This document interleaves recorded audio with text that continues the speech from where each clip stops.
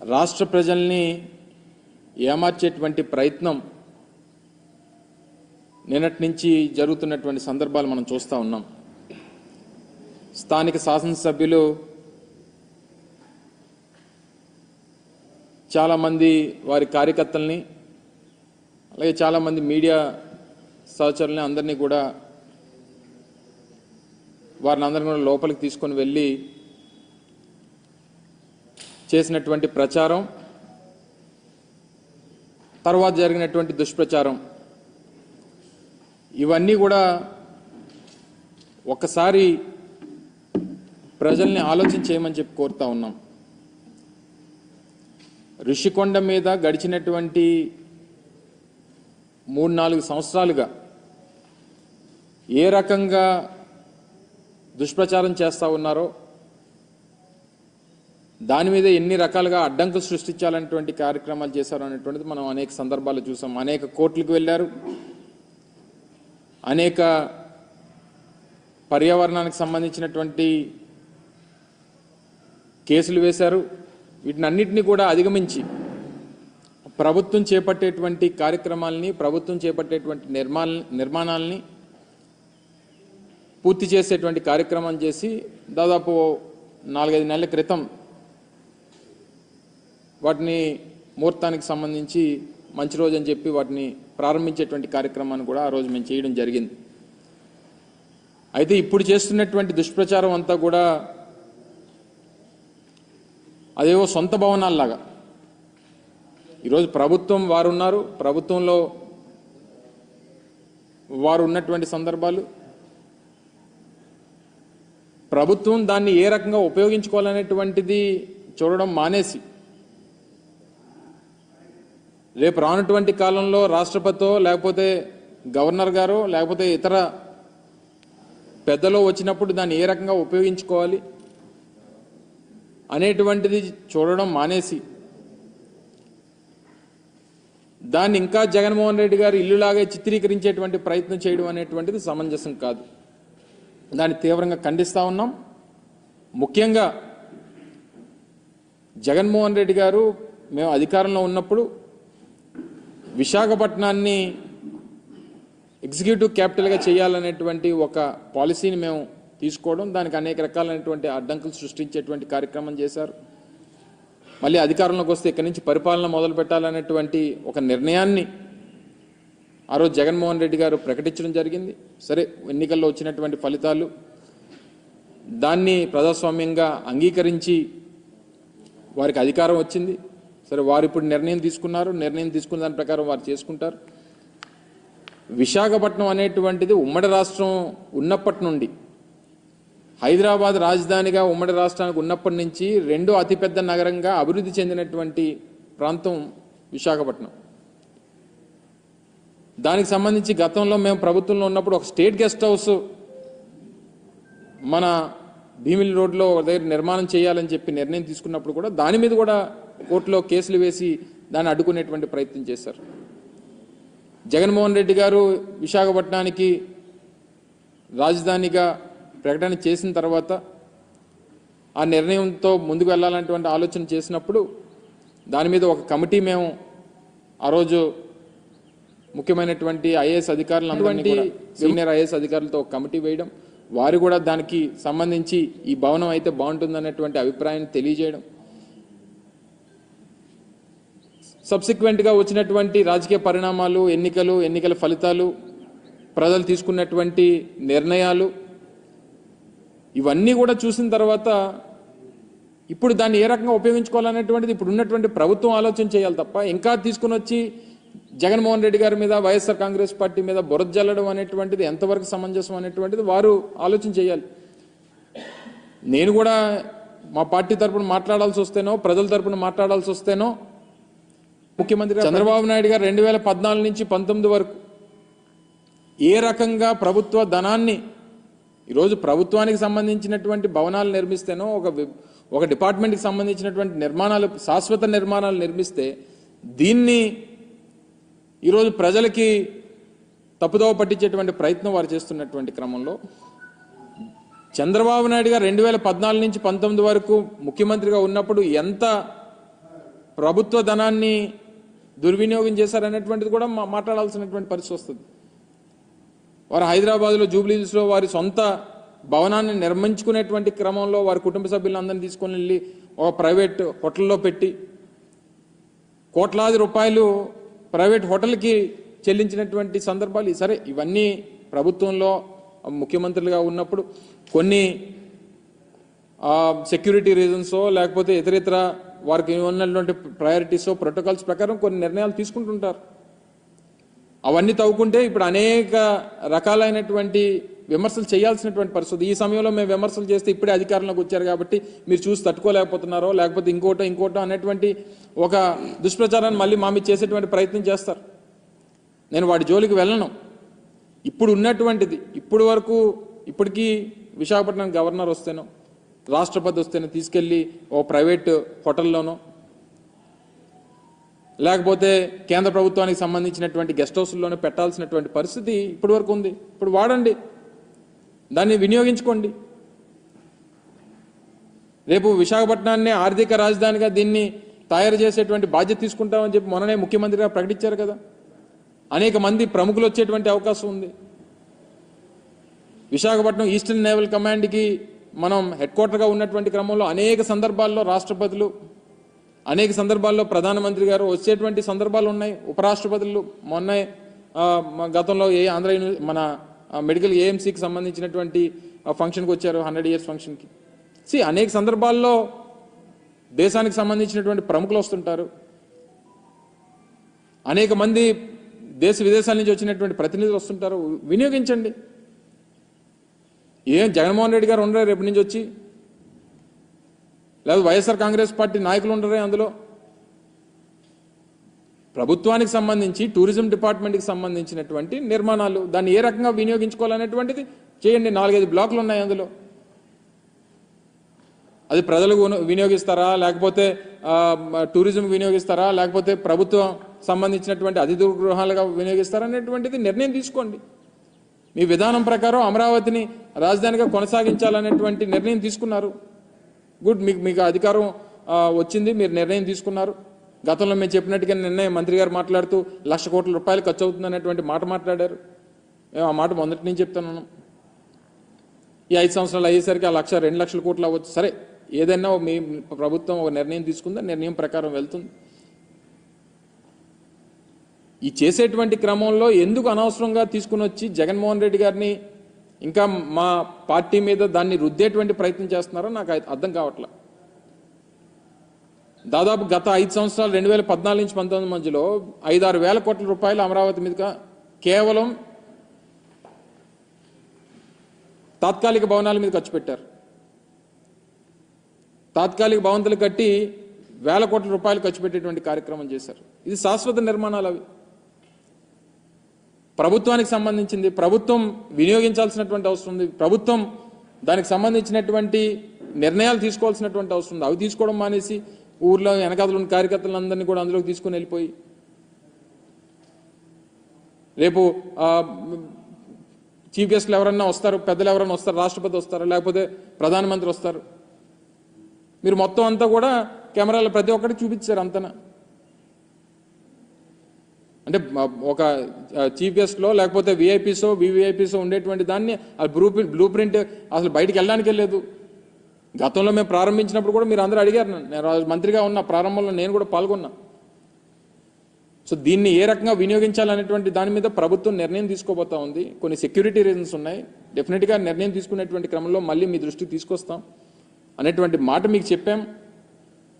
So ఇవన్నీ మానేసి ఏదో మనకి అధికారం ఇచ్చారు కదా అని చెప్పి ఎక్కడికన్నా చూపించమనండి, అన్నిని అలాగే చూపించమనండి.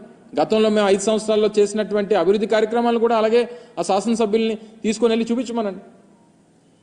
భోగాపురంలో ఇంటర్నేషనల్ ఎయిర్పోర్ట్ నిర్మాణం జరుగుతూ ఉంది, చూపించమనండి. ఇదిగో మీ 5 సంవత్సరాల్లో మీరు ప్రారంభించినటువంటి కార్యక్రమాలు, చేస్తున్నటువంటి పనులు ఇగో ఇవి చేశారు, మీరు చూపించమనండి. లేకపోతే మెడికల్ కాలేజ్ చూపించమనండి, విజయనగరం మెడికల్ కాలేజ్ చూపించమనండి. లేకపోతే ఉద్యానంలో కట్టినటువంటి హాస్పిటల్ చూపించమనండి, లేకపోతే వాటర్ ప్రాజెక్ట్ చూపించమనండి, లేకపోతే పాడేరులో మన మెడికల్ కాలేజ్ నిర్మాణం, నర్సీపట్నంలో మెడికల్ కాలేజ్ నిర్మాణం, లేకపోతే సాలూరులో tribal university, Parvathipuram medical college, Kurupam engineering college ఇవన్నీ చూపించమనండి. నిర్మాణాలు జరుగుతూ ఉన్నాయి, కొన్ని నిర్మాణాలు పూర్తయిపోయినాయి. మూలపేటలో హార్బర్, మూలపేటలో మన పోర్ట్ నిర్మాణం జరుగుతామని చూపించమనండి. ఫిషింగ్ హార్బర్లో అనేక పోర్టులు ఉత్తరాంధ్రకు సంబంధించి ఇన్ని ప్రాజెక్టుల నిర్మాణం చేపడతా ఉన్నాం. ఇన్ని ప్రాజెక్టుల నిర్మాణంకి మేము ముందుకు తీసుకుని వచ్చి ఇన్ని కార్యక్రమాలు చేశాం. ఇవన్నీ మర్చిపోయి అది తీసుకుని వచ్చి ఏదో జగన్మోహన్ రెడ్డి గారు సొంత భవనంలో చూపిస్తారా? ఇప్పటికన్నా మీకు అవకాశం వచ్చింది. ఈ సందర్భంలో అసలు మేము మాట్లాడకూడదు అనుకున్నాం. మీకు 6 నెలల్లో సంవత్సరం సమయం ఇవ్వాలి. అధికారం ప్రజలు ఇచ్చారు, దాన్ని ఏ రకంగా మీరు వినియోగించుకుంటారో. మేము ప్రజలకు చాలా మంచి చేశాం, మాకన్నా మంచి చేస్తారని చెప్పి ఆశించి మీకు ఓట్లేశారు. దాన్ని ఏ రకంగా నిలబెట్టుకోవాలనేటువంటి ప్రయత్నం చేయాలి తప్ప ప్రజలను అనవసరంగా తప్పుదోవ పట్టించి అనవసరంగా ఇంకా మీరు విమర్శలు చేయాలనేటువంటి ప్రయత్నం మానుకుంటే మంచిది.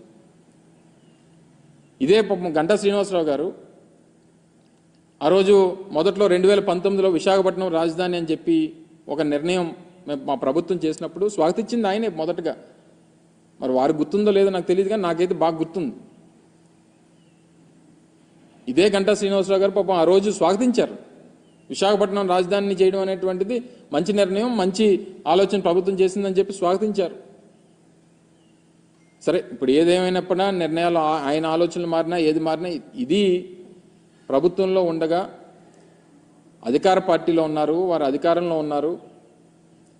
ఈ రకమైనటువంటి దుష్ప్రచారం అనేటువంటిది సమంజసం కాదు. ఇప్పటికన్నా అది ప్రభుత్వ భవనాలు అనేటువంటిది వారన్నా గ్రహించాలి.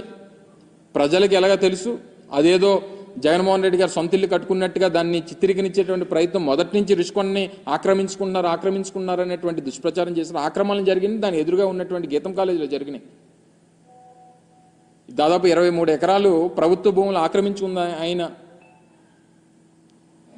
దాన్ని బయటపెట్టేటువంటి కార్యక్రమం చేస్తాం. అందులో 13 ఎకరాల్లో అయితే ఏకంగా నిర్మాణాలు చేస్తారు గవర్నమెంట్ ల్యాండ్స్లో. సో వాటిని చూపిస్తే ఇంకా బాగుండేది. ఎందుకంటే స్థానిక శాసనసభ్యులు వారికి కూడా ఈ ప్రాంతానికి ప్రాతినిధ్యం వహిస్తున్నారు కాబట్టి దాన్ని ఎదురుగా ఉన్నటువంటి గీతం కాలేజీని కూడా చూపించుంటే బాగుండేది. సో ఏదేమైనప్పటికీ ఇది మేము విమర్శలు చేయడానికి కానీ వాళ్ళు మా మీద దుష్ప్రచారం చేయడానికి ఇది సమయం కాదు. మేము కన్స్ట్రక్టివ్గా ప్రజల పక్షాన ప్రభుత్వం చేపట్టేటువంటి కార్యక్రమాల్లో ఏదైనా లోటుపాట్లు ఉంటే వాటిని కన్స్ట్రక్టివ్గా క్రిటిసైజ్ చేయాలనేటువంటిది మా తాపత్రయం. ఆ ప్రకారం మేము వెళ్తాం తప్ప ఇటువంటివి చేసి మళ్ళీ అనవసరంగా లేనిపోయినటువంటివి ఇప్పటి నుంచి ఈ రకమైనటువంటి దానికి ఒక ప్లాట్ఫామ్ వేయొద్దు అనేటువంటిది వారిని కోరుతా ఉన్నా. ఇప్పటికన్నా ప్రజల్ని మరొకసారి దీని మీద గ్రహించాల్సిందిగా, వాస్తవాలు తెలుసుకోవాల్సిందిగా, లేనిపోయినటువంటి సృష్టించి ప్రజల్ని మభ్యపెట్టేటువంటి కార్యక్రమం, ఏమార్చేటువంటి కార్యక్రమం దయచేసి చేయొద్దని చెప్పి మరొకసారి అధికార పార్టీకి చెందినటువంటి నాయకత్వాన్ని అందరినీ కూడా కోరుతా ఉన్నాం.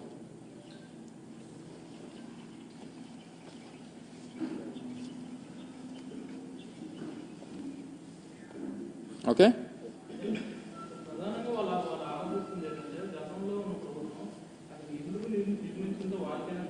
ఎందుకు నిర్మించింది? టూరిజం ప్రాజెక్ట్ అని చెప్పాం కదా, మొదటి నుంచి చెప్తున్నాం కదా, మొదటి నుంచి చెప్తాం. మొదటి నుంచి ఇప్పటికీ కూడా ఇప్పుడు మేము ప్రభుత్వంలో లేం కదా, వాళ్ళ దగ్గర రికార్డ్స్ అన్నీ వాళ్ళ దగ్గర ఉంటాయి. ఇప్పుడు ప్రభుత్వంలో విమర్శించింది వాళ్ళు. ఏమంటారు? ఎవరు చెప్పబెట్టుకున్నా ఉంది? అందుకు చెప్పి మేము అన్ని రిలీజ్ చేసాం కదా. ప్రారంభోత్సవం చేసినటువంటివన్నీ కూడా మేము అఫీషియల్గా మంత్రులు వచ్చి చెప్పాను కదా. నేను మీకు ఆ రోజు చెప్పాను కదా, మేము ప్రారంభోత్సవం చేయకముందు, మేము మా ప్రారంభోత్సవానికన్నా 1 నెల 2 నెలలకు ముందే ఒక 3-man కమిటీ, సీనియర్ ఐఏఎస్ ఆఫీసర్స్తో కమిటీ వేశాం. సీనియర్ ఐఏఎస్ ఆఫీసర్స్తో కమిటీ వేసినప్పుడు వారు విశాఖపట్నం అంతా కూడా వారు పర్యటించి ముఖ్యమంత్రి గారికి ఒక ఆలోచన, విశాఖపట్నం నుంచి వారి పరిపాలన చేయాలనేటువంటి ఆలోచన చేస్తూ ఉన్నారు. ఈ క్రమంలో ఈ నిర్మాణాలు అయితే బాగుంటాయి అనేటువంటిది వారు వ్యక్తపరిచారు. సో సీఎం గారు రేపు ఫ్యూచర్లో అక్కడ ఉండాలనేటువంటి నిర్ణయం, ఒక కమిటీ నిర్ణయం తీసుకున్న తర్వాత దాన్ని ఏ రకంగా చేయాలనేటువంటిది ప్రభుత్వం తీసుకున్నటువంటి దాంట్లో కొన్ని సెక్యూరిటీ రీజన్స్ వల్ల ఎలా చేయట్లేదు అనేటువంటి మాట ఆ రోజు నేను మంత్రిగా చెప్పాను.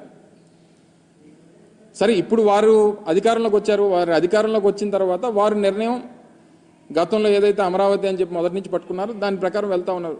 Well and good. ఇప్పుడు అది మొదటి నుంచి టూరిజం డిపార్ట్మెంట్ పేరిట ఉన్నటువంటి ప్రాజెక్టు. నాకు తెలిసి 86లోనే 87లోనే ఎన్టీ రామారావు గారు మొదట అక్కడ టూరిజం ప్రాజెక్ట్ నిర్మించేటువంటి కార్యక్రమం. అప్పుడు కూడా కొండలు కొట్టే కదా కట్టాడు ఆయన. అప్పుడులో తెలుగుదేశం పార్టీ ఏదైనా కొత్త టెక్నాలజీ వాడి చెట్లు కొట్టకుండా ఏదైనా నిర్మాణాలు చేశారేమో నాకు తెలియదు, కానీ అప్పుడు కూడా చెట్లు గిట్లు కొట్టే అక్కడ టూరిజం ప్రాజెక్ట్ పున్నమయ్య ఏదో ఉండేది అనుకోండి, హరిత టూరిస్ట్ ప్రాజెక్ట్ ఉండేది, టూరిజం ప్రాజెక్ట్. సో మేమేమంటామంటే ఇప్పుడు మీరు ఒక నిర్ణయం తీసుకున్నారు, లేదా విశాఖపట్నానికి ఒక మంచి గవర్నమెంట్ గెస్ట్ హౌస్ ఏముంది చెప్పనండి. ఎవరు వచ్చినా సరే, ముఖ్యమంత్రి గారు వచ్చినా గతంలో, లేకపోతే చంద్రబాబు నాయుడు గారు అప్పుడు ముఖ్యమంత్రిగా వచ్చినా వెళ్ళి ఏ ప్రైవేట్ హోటల్స్లోనో లేకపోతే ఎక్కడో ఉండేటువంటి పరిస్థితులు ఉండేవి. సో ఏదున్నా సరే అది గవర్నమెంట్కి సంబంధించింది. ఇప్పటికీ కూడా టిల్ టు డేట్ నాకు తెలిసి వాళ్ళు ప్రభుత్వంలో ఉన్నారు. దాని మీద ఉన్నటువంటి అన్నీ కూడా టూరిజంకి సంబంధించినటువంటి డిపార్ట్మెంట్ పేరిటే ఉన్నాయి. ఏ రకంగా వినియోగించుకోవాలనేటువంటిది ప్రభుత్వం నిర్ణయం తీసుకోవాలి, ప్రభుత్వంలో ఉన్నటువంటి పెద్దల నిర్ణయం తీసుకోవాలి. సో దాని ప్రకారం తీసుకోమని చెప్పి మేము కోరుతా ఉన్నాం. దీన్ని ఎవరి మీద రుద్ది ఇది పలానా వాళ్ళది అని చెప్పానంటే అర్థం లేదు కదా. సో దాని ప్రకారం వారు అనవసరమైనటువంటి తప్పుడు ప్రచారం చేయొద్దనేటువంటిది మా తాలూకా మనవి. ప్రభుత్వానికి సంబంధించిన ఆస్తి ప్రభుత్వానికి ఏ రకంగా ఉపయోగపడాలనేటువంటిది వారు చూసుకోవాలనేటువంటిది మేము కోరుతా ఉన్నాం. దాని ప్రకారం వారు అడుగులు వేయమని చెప్పి మరి మా రిక్వెస్ట్.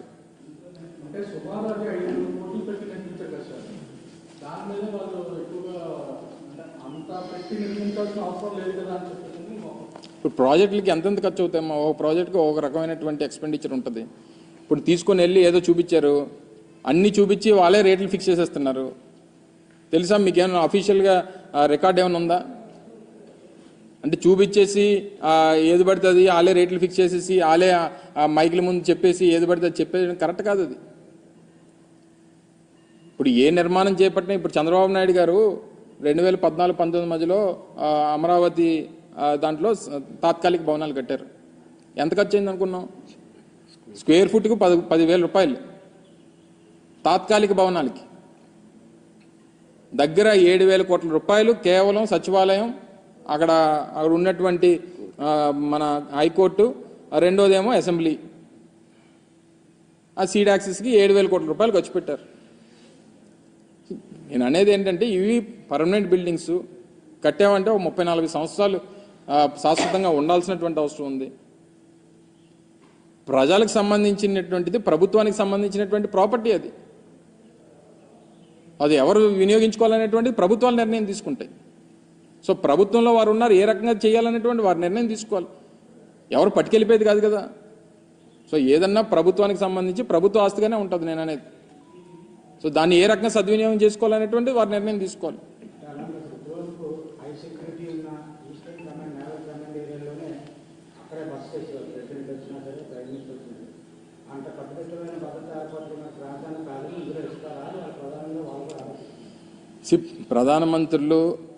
ప్రధానమంత్రి గారు కానీ రాష్ట్రపతి గారు కానీ ఎక్కడున్నా వారి ప్రోగ్రామ్స్కి వచ్చినప్పుడు వాళ్ళ ఆధీనంలో ఉంటారు. జనరల్గా త్రివిధ దళాలకి అధిపతిగా రాష్ట్రపతి ఉంటారు కాబట్టి సహజంగా ఈస్టర్న్ నేవల్ కమాండ్ ప్రోగ్రామ్స్ ఎక్కువగా వచ్చేది మన దగ్గర. రాష్ట్రపతి దేనికి వస్తుంటారు? నేవల్ సంబంధించినటువంటి యాక్టివిటీస్లో మేజర్గా మనకి పార్టిసిపేట్ చేస్తుంటారు. సో ఎవరు వచ్చినా దేనికి వినియోగించుకోవాలి? గవర్నర్ గారు వస్తారు, గవర్నర్ గారికి వినియోగించుకోమనండి. సో ఎవరు వచ్చినా అది ప్రభుత్వానికే కదా అని అంటున్నాను నేను.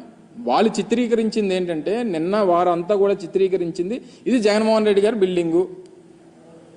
జగన్మోహన్ రెడ్డి గారి బిల్డింగ్ ఒకవేళ మళ్ళీ ముఖ్యమంత్రి గారు ఏంటంటే బహుశా ఆయన అక్కడి నుంచి పరిపాలన చేసేవారేమో. ఇప్పుడు వారు కదా, ఇప్పుడు చంద్రబాబు నాయుడు గారు కదా ముఖ్యమంత్రి. సో నేను అనేది ఏంటంటే దాన్ని ఏ రకంగా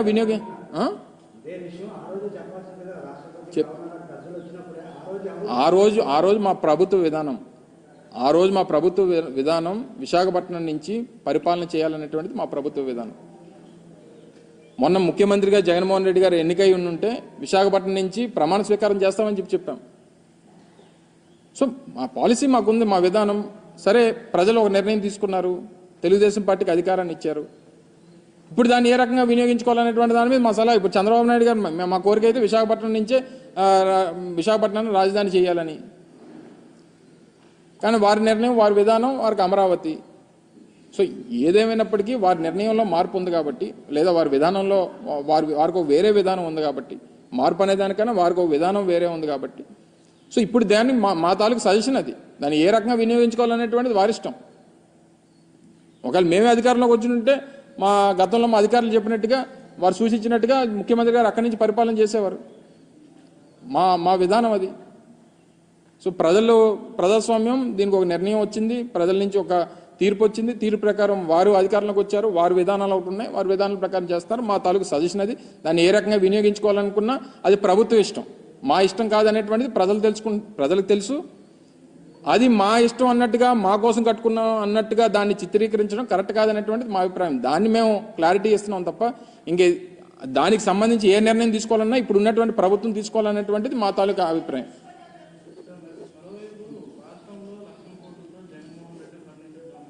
ఏడిది దొంగతనం ఏ మాటలు మరి అంటే నేను కూడా మంత్రిగా ఉన్నాను మొన్నటి వరకు.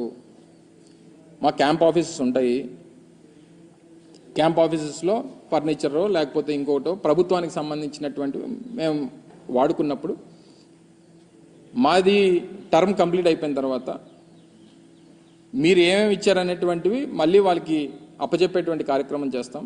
ఇవి కాకుండా ఇంకేదన్నా ఉంటే వాళ్ళని తెలియజెప్పమని చెప్తాం. లేదా కొన్ని సందర్భాల్లో ఏమంటారంటే ఇవి మిస్ అయ్యానో లేకపోతే ఇవి రాలేదనో ఈ టైంలో దీనికి ఇది డబ్బులు కట్టమని చెప్పి వారు ఓసారి కోరుతుంటారు. కోరినప్పుడు డబ్బులు కట్టేసి క్లియర్ చేసుకునేటువంటి కార్యక్రమం చేస్తాం. ఇప్పుడు నేను మొన్న విజయవాడలో మన క్యాంప్ ఆఫీస్ వెకేట్ చేసినప్పుడు గవర్నమెంట్కి సంబంధించినటువంటి కొంత మెటీరియల్ కంప్యూటర్స్ కానీ లేకపోతే కొన్ని అదర్ సిస్టమ్స్ కానీ ప్రింటర్స్ కానీ ఇలాంటివి ఉన్నప్పుడు జిఐడికి వాళ్ళకి ఇన్ఫార్మ్ చేస్తాం, లేదా కన్సర్న్ డిపార్ట్మెంట్స్కి ఇన్ఫార్మ్ చేస్తాం, వచ్చి దాన్ని టేక్ ఓవర్ చేసుకోమని చెప్పి మనం ఏదైతే పంచనామా కింద రాస్తామో వాళ్ళు అన్నీ రాసుకుని వెళ్ళిపోతుంటారు. ఇది ప్రొసీజర్ జరిగి ప్రభుత్వం వాళ్ళు 4వ తారీఖున అధికారంలోకి వచ్చారు. అధికారంలోకి వచ్చిన తర్వాత మరుసటి రోజు మేము సీఎం క్యాంప్ ఆఫీస్ నుంచి ఇంటిమేట్ చేసాం, హ్యాండ్ ఓవర్ చేయాల్సినటువంటి అన్ని హ్యాండ్ ఓవర్ చేస్తాం. ఇంకా ఏమైనా ఉన్నాయనుకో చెప్పాలి తప్ప ఇదేంటిది నాకు తెలియక అడుగుతాను. వాళ్ళు ప్రభుత్వాల్లో ఉన్నారు కదా, వాళ్ళు గతంలో పనిచేశారు. ఒక్క ఇరిగేషన్ గెస్ట్ హౌస్ ఇవన్నీ మాట్లాడుకున్నాం మనం. గతంలో దేవినేని ఉమ గారు ఇరిగేషన్ మంత్రిగా ఉన్నప్పుడు విజయవాడలో 45 కోట్ల రూపాయలు పెట్టి ఇరిగేషన్ గెస్ట్ హౌస్ కట్టాడు. ఎవరి డబ్బు మరి అది? అన్నీ మనం మాటలు తవ్వుకుంటే 100 బయటపడతాయి. సో ఏదేమైనప్పటికీ ఇవో కొన్ని ప్రొసీజర్స్ ఉంటాయి, ప్రొసీజర్ ప్రకారం జరుగుతాయి. ఇప్పుడు గతంలో వాళ్ళు కోడెల శివప్రసాద్ గారితో కంపేర్ చేస్తున్నారు, అది సంవత్సరం పోయిన తర్వాత వచ్చింది బయటికి. ఇది మేము అధికారం పోయి కేవలం 15 రోజులు అయింది, 15 రోజులు కూడా పూర్తిగా అవ్వలేదు. ప్రొసీజర్ ప్రకారం అని జరుగుతుంటే వాళ్ళు కన్సర్న్ డిపార్ట్మెంట్కి ఏమైనా ఉంటే వాళ్ళు అయితే రేట్ కడుతుంటారు, లేకపోతే మనకు ఒకవేళ మెటీరియల్ ఉంటే వాళ్ళు తీసుకెళ్ళిపోతారు, మనం హ్యాండ్ ఓవర్ చేసేస్తుంటాం. ఇది ప్రొసీజర్ ప్రకారం జరిగేటువంటిది. ఇంక వారికి ఏది నోటుకు వస్తే అధికారంలోకి వచ్చాం కాబట్టి ఏది పడితే అది మేము మాట్లాడతాం, ఏది పడితే అది అబాండాలు వేస్తాం, ఏది పడితే అది మేము చిత్రీకరిస్తామని అంటే సిస్టంలో కొన్ని ఉంటాయి. అందులో కూడా కొంతమంది సీనియర్ మినిస్టర్లు ఉన్నారు, గతంలో పనిచేసినటువంటి వారు ఉన్నారు. ఇవన్నీ కూడా కొంత ఫాలో అయ్యి ప్రోటోకాల్స్ ఫాలో అయ్యి మాట్లాడితే మంచిది అనేటువంటిది మా అభిప్రాయం. Right, thank you.